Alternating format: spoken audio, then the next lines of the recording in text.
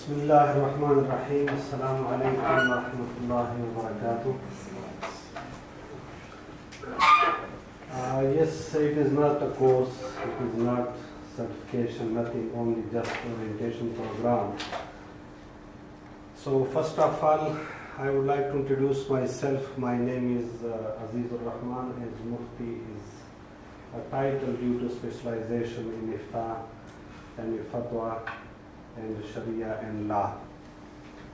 I have a lot of qualifications, so Shahadatul Alamiyya fil Ulum al-Islamiyya wal Arabiyya, Master in Islamic Education, Arabic specialization in Fiqh Ifta and Sharia Law, Associate Sciences degree in Islamic Banking and Finance, Certified Sharia Advisor and Editor, and Certified Islamic Professional Accountant, Certified Islamic Professional Arbitrator, and Certified Thaqaful Professional, and I lead Faculty Master Diploma in Sharjah. There is University Westford School of Management, and Certified IOFE Trainer. So no need to go in detail because already we are late for 1 hour. But here, first of all, I would ask a question: why you people are here today? What is the reason? If you don't know the reason, so I know the reason. To fill 8,000 plus vacancies only in UAE.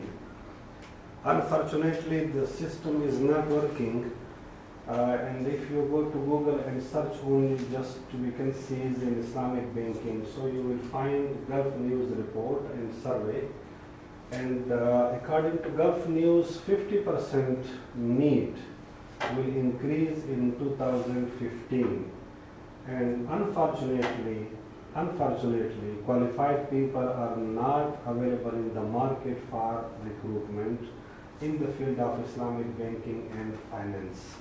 So this field is a huge field. We have a very good opportunity if we qualified ourselves.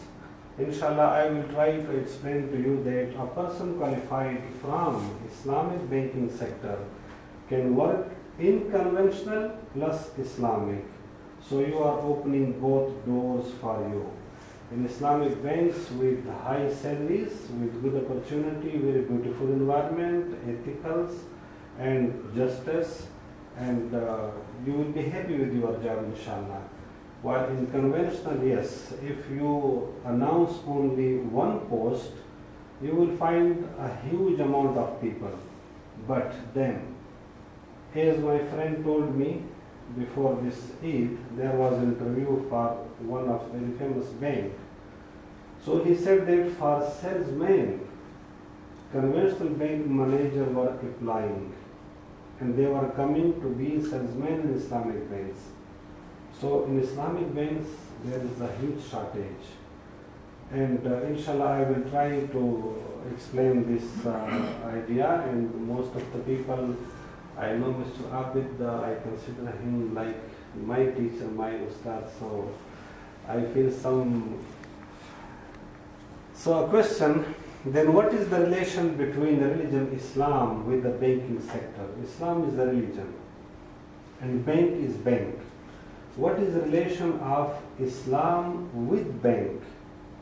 And why we are saying Islamic banking? Why we are saying Islamic finance? So in fact, I would like to correct this word. There is no Islamic banking and there is no Islamic finance. The actual word, the actual field is Islamic economy. So if we go to Islamic economy, then an organization comes under Islamic economy. An institution comes under Islamic economy, and then we name it as a finance department or bank or financial institution. So there is no Islamic banking, there is no Islamic finance. What is the correct word? Islamic economy. So we are working for Islamic economy. Islam is a complete code of conduct and system of life. Alhamdulillah, we are Muslim, and Islam is not only for Muslim, remember. Islam is universal religion. Islam is taking care of non-Muslim as well, like a Muslim. So Islam is not only for Muslim. As we say, that Prophet Muhammad sallallahu alaihi wasallam was revealed. He came here, and there are two types of ummah. One is ummat ijaba. Ummat ijaba, like for example, Prophet Muhammad sallallahu alaihi wasallam was sent by Allah subhanahu wa ta'ala to the whole world, Muslim, non-Muslim, whoever it is. Then some people, they accept his invitation and they became Muslim, and some people, they still are waiting, or they denied, or they become enemy. But Prophet was for the whole universe, for the whole world, for the whole nations. So Islam is not only just a religion. Islam is not only just the name of praying and fasting and going to Hajj and paying zakat, but Islam is a complete code of conduct and system of life. A Muslim, all deeds and actions are considered ibadah, yani devotion, if he perform his action according to the rules and regulations laid down by Sharia. For example, Muslim, if he is sleeping according to the Sharia rules, if he is eating according to Prophet way, if he is walking how Prophet was walking, so all these things, all actions considered devotion, and Allah subhanahu wa ta'ala will reward this person on these actions. So Islam is a religion where if you go for prayer, if you go for fasting, if you go for recitation of Quran, or if you go and sit in the shop, if you go for a business, if you go for work, if you go for writing, if you go for agriculture, whatever you are doing.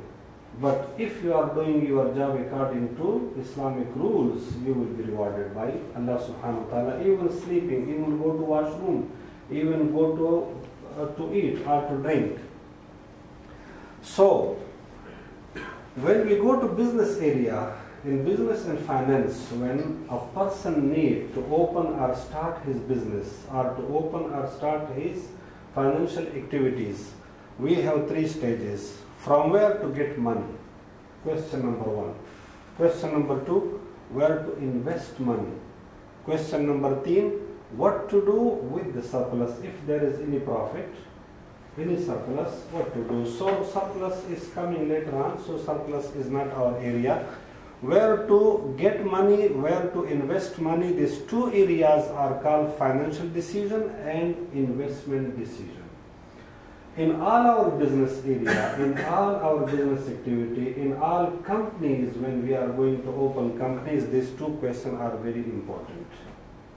Our financial decision and investment decision. If we take our financial decision, the correct decision, then we'll go to achieve the goal, we will be succeed.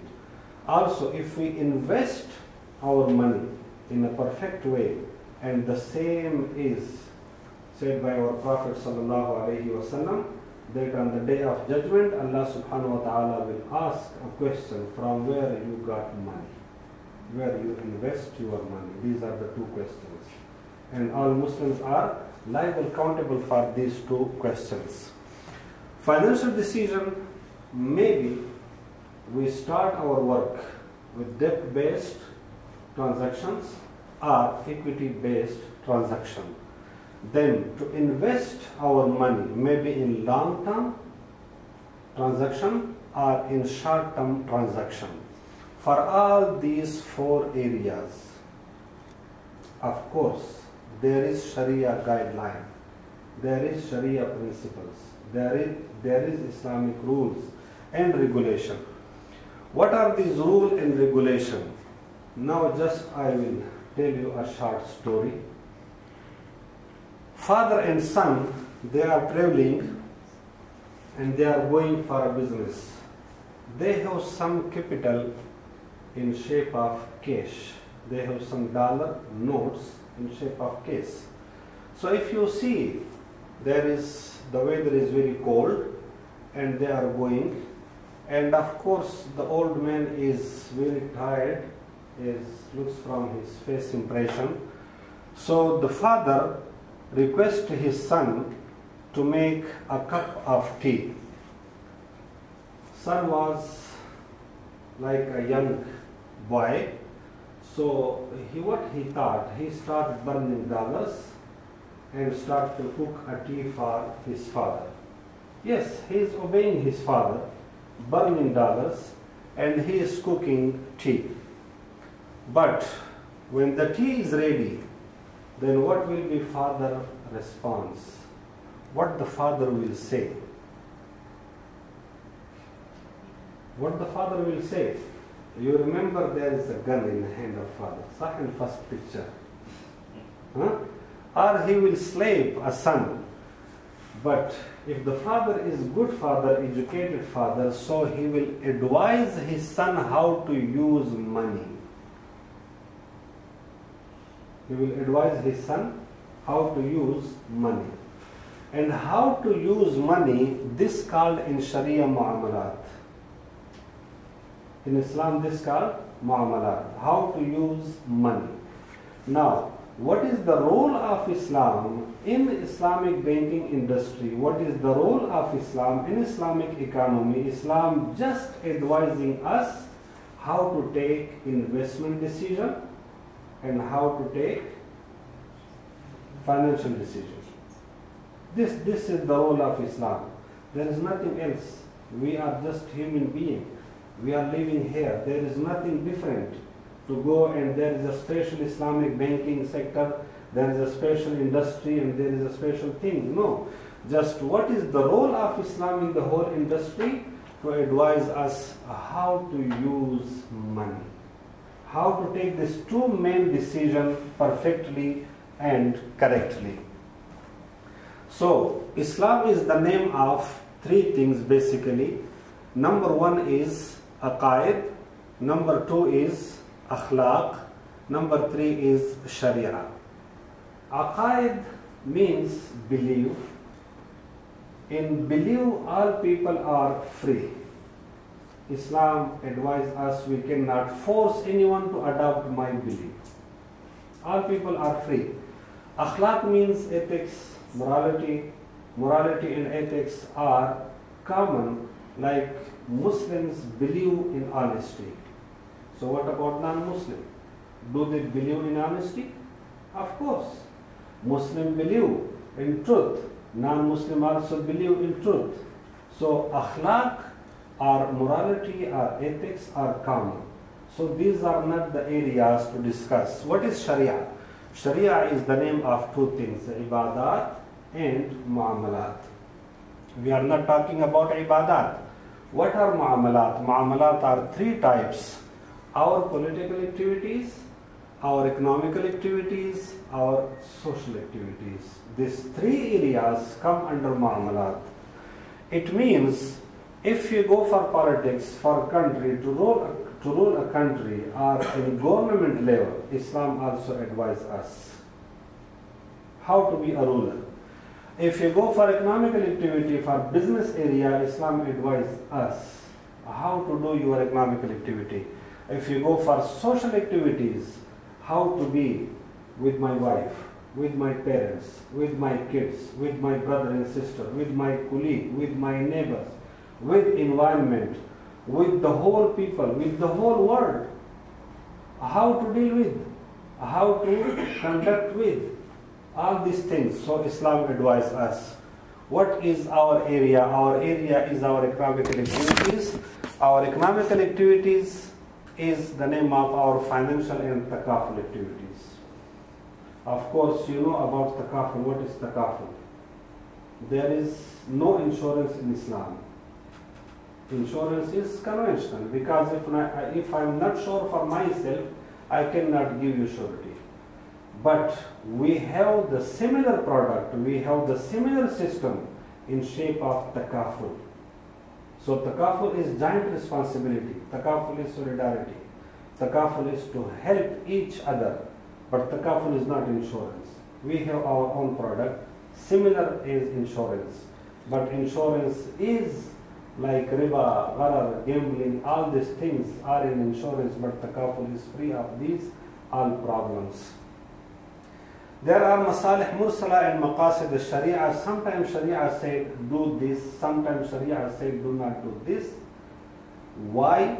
What is the reason? What is the philosophy? So, of course, sometime we are going for masalih al-mursala and maqasid al-shari'ah.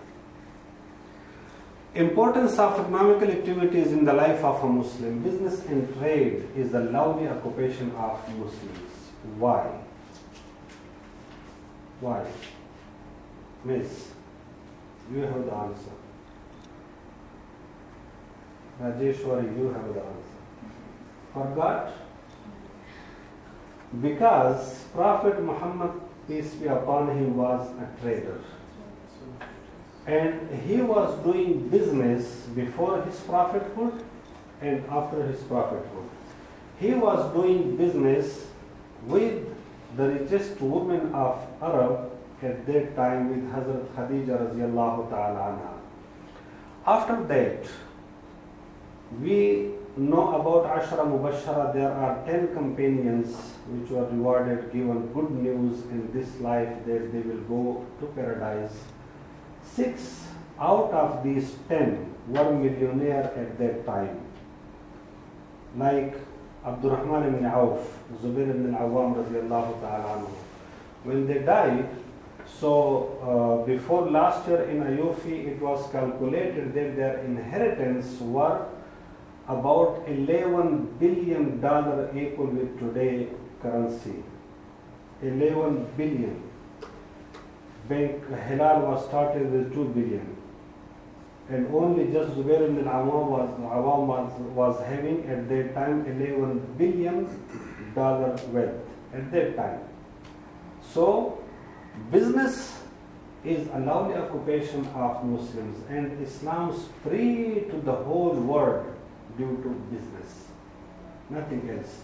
Venice, a famous city of Italy, it was for 600 years business hub between Europe, Africa and Arab countries, and the whole control was in the hands of Muslims. A lot of stories are there, but I am not going in detail. All financial or economical activities in Islamic terminology are called mu'amalat.